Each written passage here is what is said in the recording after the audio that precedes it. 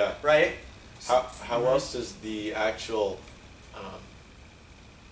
the lifestyle, just like the focus of orthorexia, that thinking that one way is the only way and everything else is wrong, show up in other areas of life? How else could that show up? I think it shows up in every area of life because you bring yourself to the table, right? You can't just be one person here, one person here, one person here. That's living out of integrity, and it's like multiple personality disorder, which could probably be lumped in there to some extreme degree.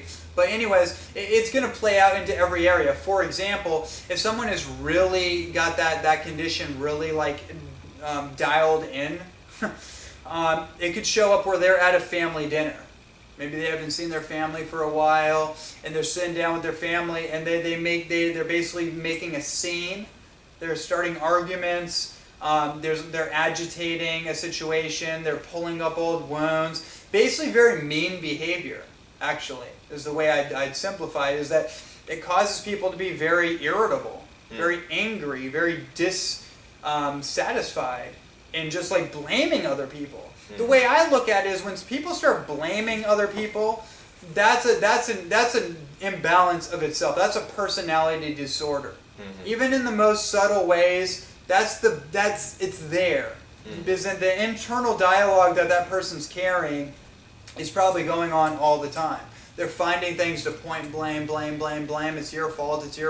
And then they start extricating themselves from their family, from people that actually care about them because of a belief in a certain lifestyle. It's like a religiosity. It's a religious belief that takes hold, and then they start actually insulating themselves from other people and breaking off relationships for really inappropriate reasons. And how would that actually affect their own life and their health? I think that would destroy their health. Yeah. I mean, if you look at it metaphysically, anger, frustration, dissatisfaction, all those, fear, blame, shame, all those things are very catabolic.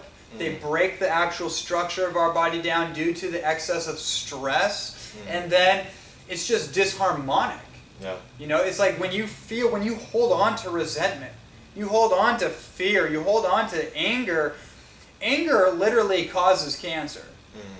I mean, it's pretty obvious to me at this point is that the emotional imprintations that are happening are literally being encoded into our physiology and signaling mutations in our cellular structure.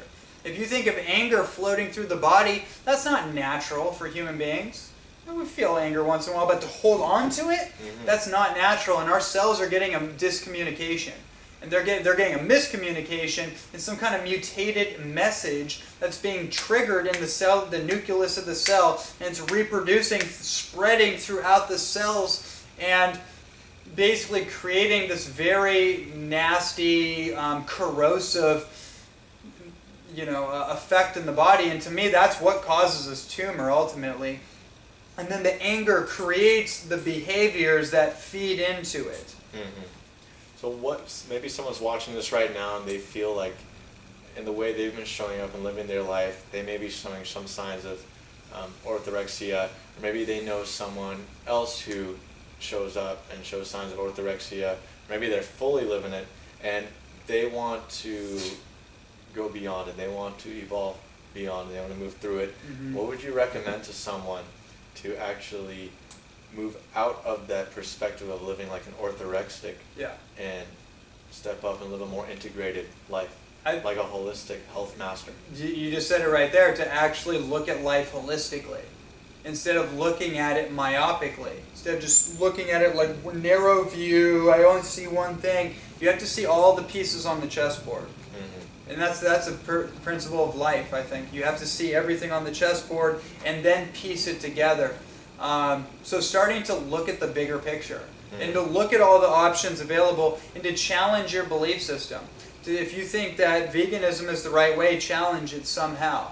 Entertain a different body of research, entertain different experiences so you can become a more well-rounded human being. It doesn't mean you give up what you believe, but it means that you have a broader perspective to choose from, and essentially you're going to have more rapport with people, you're going to be better liked, you're going to be more accepted in terms of people wanting to be around you, right? Because what's the point of having this diet if nobody wants to be around you?